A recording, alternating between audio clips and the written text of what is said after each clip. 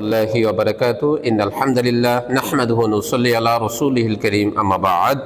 প্রশংসা আল্লাহর জন্য, শান্তি অবতীর্ণ হোক জনাবে মুহাম্মদুর রাসূলুল্লাহ সাল্লাল্লাহু আলাইহি ওয়াসাল্লামের প্রতি। সম্মানিত দর্শক শ্রোতা মণ্ডলী, আজকে আমরা দুইটি প্রশ্নের উত্তর আলোচনা করব। প্রথম প্রশ্নটি হচ্ছে, কোরআন হচ্ছে 90 পারা, নবী সাল্লাল্লাহু আলাইহি ওয়াসাল্লাম 30 পারা প্রকাশ করেছেন, বাকি 60 পারা তিনি গোপন রেখেছেন। এ ধরনের কথাবার্তা শিয়ারা বলে থাকে। এই কথাগুলো কতটুকু সত্য? এবং বাংলাদেশের কিছু পীর দাবি করেছে কোরআন 30 পারা নবী সাল্লাল্লাহু আলাইহি ওয়াসাল্লাম প্রকাশ করেছেন, বাকি 60 পারা নাকি পীরদের কাছে আছে। এই সবগুলো কথা হচ্ছে মিথ্যাচার, ইসলামের নামে অপপ্রচার, এবং তাদের আকীদা হচ্ছে ভ্রান্ত আকীদা।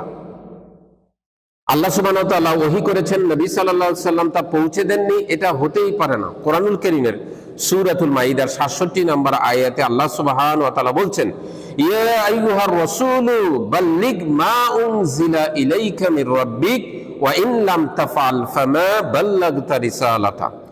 হে রাসূল, আপনি তা পৌঁছে দিন যা আপনার কাছে ওহী করা হয়। যদি আপনি তা না করেন, তাহলে আপনি আপনার যে দায়িত্ব মানুষের কাছে পৌঁছে দেওয়ার, সেই দায়িত্ব পূর্ণ করলেন না। অতএব আমরা বুঝতে পারলাম যে নবী সাল্লাল্লাহু আলাইহি ওয়াসাল্লামের কাছে যা ওহী হয়েছে তিনি তা মানুষের কাছে পৌঁছে দিয়েছেন, উম্মতের কাছে পৌঁছে দিয়েছেন। দ্বিতীয় প্রশ্নটি হচ্ছে, হাদিস বাদ দিয়ে শুধু কোরআনকেই অনুসরণ করা যাবে কিনা? হাদিস বাদ দিয়ে কোরআনকে অনুসরণ করা যাবে না। হাদিস আল্লাহ সুবহানাহু ওয়া তাআলার ওহী।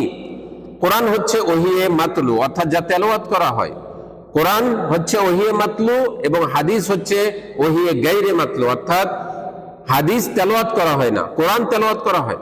নবী সাল্লাল্লাহু আলাইহি ওয়াসাল্লাম তিনি নিজে থেকে কোনো কথা বলতেন না, নিজের ইচ্ছা মতো কোনো কিছু বলতেন না। কোরআনুল কারীমের সূরাতুন নাজমের 3 থেকে 4 নম্বর আয়াতে আল্লাহ সুবহানাহু ওয়া তাআলা বলছেন, ওয়ামা ইয়ানতিকু আনিল হাওয়া ইন হুয়া ইল্লা ওয়াহয়ুন ইউহা। ওয়ামা ইয়ানতিকু আনিল হাওয়া, তিনি তার নিজে থেকে কোনো কিছুই বলেন না, যা বলেন তা ওহী। নবী সাল্লাল্লাহু আলাইহি ওয়াসাল্লাম যেটা বলেন তার সবটাই হচ্ছে ওহী। কোরআনের ব্যাখ্যা হচ্ছে হাদিস। হাদিস ছেড়ে দিলে সে পূর্ণ মুমিন হতে পারবে না। কোরআনুল কারীমের সূরাতুন নিসা 65 নম্বর আয়াতে আল্লাহ সুবহানাহু ওয়া তাআলা বলছেন, ফালা ওয়া রাব্বিকা লা ইউমিনুনা হাত্তা ইউহাক্কিমুকা ফীমা শাজারা বাইনাহুম সুম্মা লা ইয়াজিদু ফী আনফুসিহিম হারাজাম মিম্মা কাদাইতা ওয়া ইউসাল্লিমু তাসলিমা।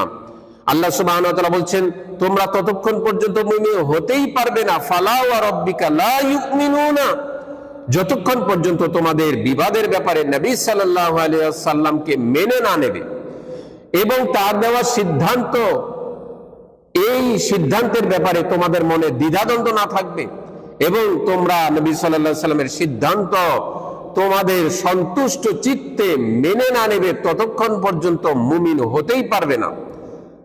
আমরা এই আলোচনা থেকে বুঝতে পারলাম যে নবী সাল্লাল্লাহু আলাইহি ওয়াসাল্লামের হাদিসের অনুসরণ অবশ্যই আমাদেরকে করতে হবে। আসসালামু আলাইকুম ওয়া রাহমাতুল্লাহি ওয়া বারাকাতুহু।